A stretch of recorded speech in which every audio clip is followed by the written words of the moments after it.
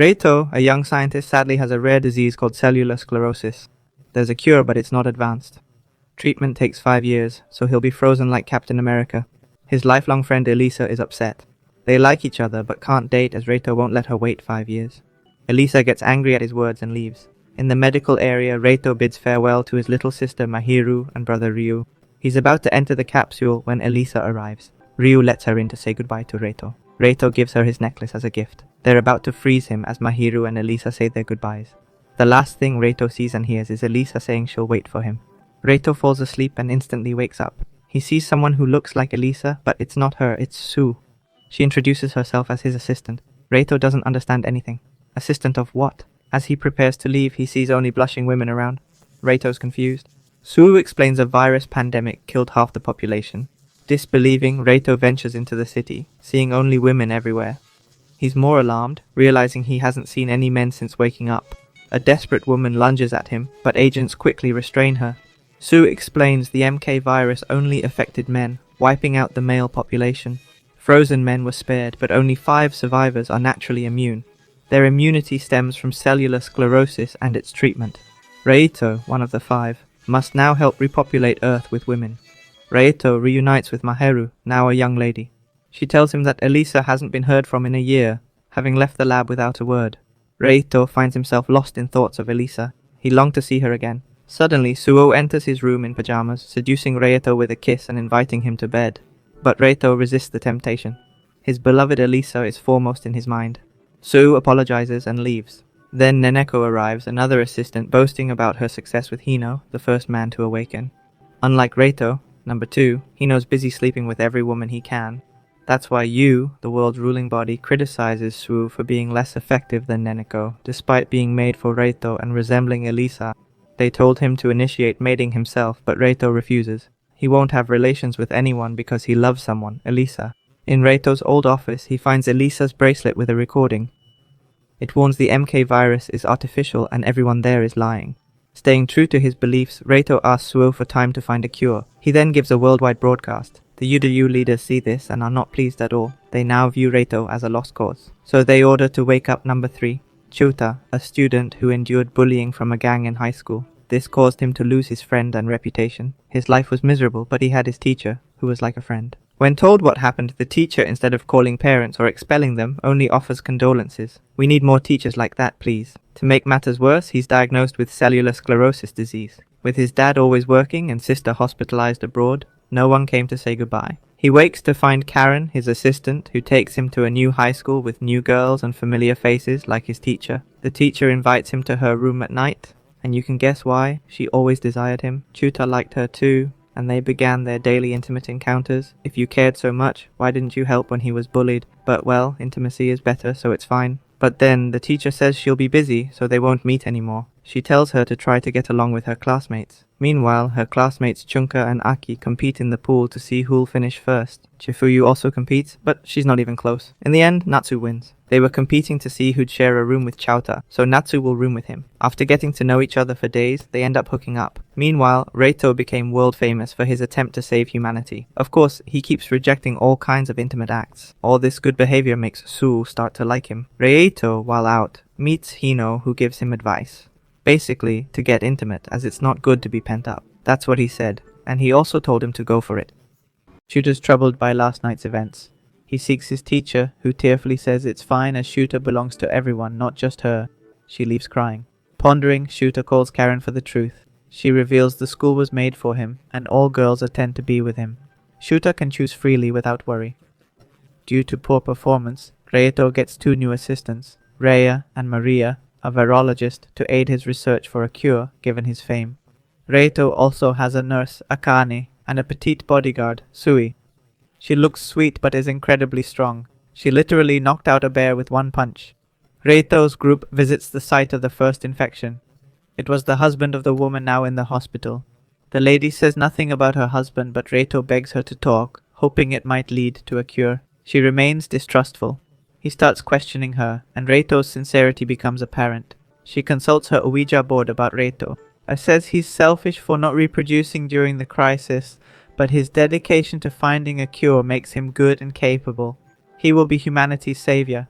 Convinced of Reito's trustworthiness, the grandmother decides to tell him everything he wants to know, but that night a stranger injects her with something, worsening her condition and leaving her unable to speak. At the hot springs, Akane and Rhea discuss the lady's sudden decline. Rhea suspects foul play and eyes Akane suspiciously.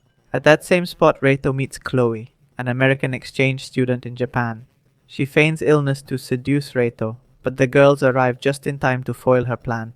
The lady, as a precaution, left Reito a portrait of herself and her husband. Unsure why, Reito notices it reacts with the bracelet, revealing crucial virus info from Elisa. Hino, bored of daily hookups, decides to seek a girl among the refugees. He spots Mahiru, who frequently helps out in the refugee area. Hino is smitten with Mahiru and wants her, but she's not interested. It's law that no girl should be forced to reproduce if she doesn't want to, so Hino ends up losing out. Despite his insistence, Reito tries to get to know Mahiru better, but she remains uninterested, leaving Hino rejected. This experience makes him realize that casual encounters don't fulfill him like being with someone he truly cares for. Rhea has strong feelings for her Uja. Yes, Rhea likes women, but she's committed to her girlfriend, whom she asks for a favor. During a resource delivery in the refugee zone, a sniper targets Reito, but Rhea's girlfriend eliminates the threat just in time. Rhea asked her to keep watch, suspecting UW's plot. She's not protecting Reito, but her Uja, knowing his death would devastate her. Reito's group explores an abandoned hospital, finding files of Maria's missing scientist colleagues who also studied the virus. It seems odd to them and they suspect the virus might have originated in this hospital. Shuta's still a bit timid, but he's getting to know Chonka, who was just as mistreated as he was. They relate to each other in a way and do the tick-tick. He also meets Aki and does the talk-talk with her too. Then with the three main ones, they do the tick-tock together. And Chifuyu, who's also a main character, but he doesn't interact with her as she's still too young. I say she's key because she's Maria's little sister and made Shouta laugh. That's bonus points for Chifuyu. The main three girls are closest to Shuta and he only gets intimate with them. But when he learns the teacher left for a new school, his mood shifts. He becomes bolder with girls, especially when Karen brings an old acquaintance who always ignored Shouta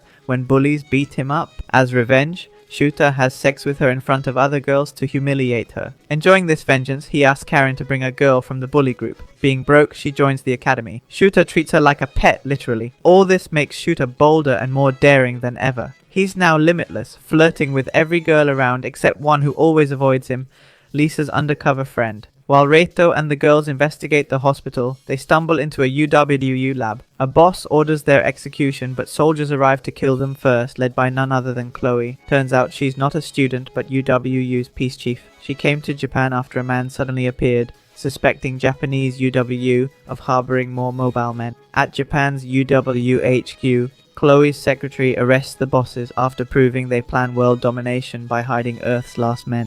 They knew this because one of them was an undercover agent. Chloe explains that after Reito's announcement, terrorism increased, people opposing the UW government, with Elisa as one of their leaders.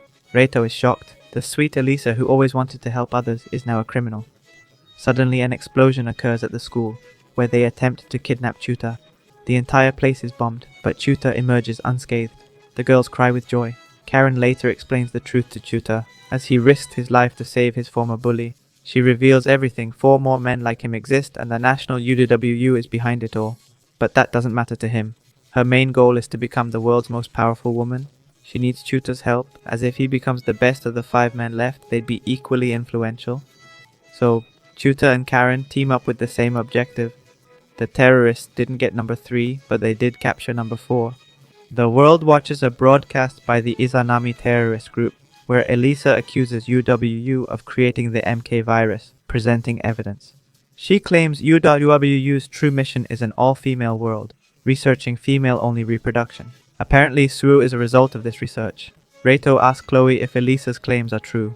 Chloe says if so, she'd have killed him and the others already, but she seems to have another plan. Reito decides to see Elisa about this, but runs into Karen and a transformed Chuta. He changed drastically after using a rejuvenation pod. Being frozen for 5 years made him more mature, but he still has his 3 musketeers. You wouldn't believe how they handle his rifle. They met the numbers, but they're really after Chloe. With everyone locked up, she's in charge. They want Karen to lead Japanese UWU and Chuta to have more mating freedom with other numbers girls, especially Hino's main girl. These two will do anything to reach the top. Reito plans to escape with the group and calls Sue to join them. She wants to leave but can't. If Reito sleeps with her now, she'll go with them. But Reito refuses. Sue cries, revealing she's known Reito since childhood in the UWU. Reito tries to comfort him, but just as they're about to, Chloe's assistant arrives to take them to the UWU in the US. Rhea shows up to save them and helps them escape. Reito talks to Hino, who decides to stay, not wanting to abandon the girls he got pregnant. The problem is, he doesn't know his first lady is pregnant too. Reito joins the group along with his sister. Elisa's friend will be the one to take them. He bids farewell to Sue,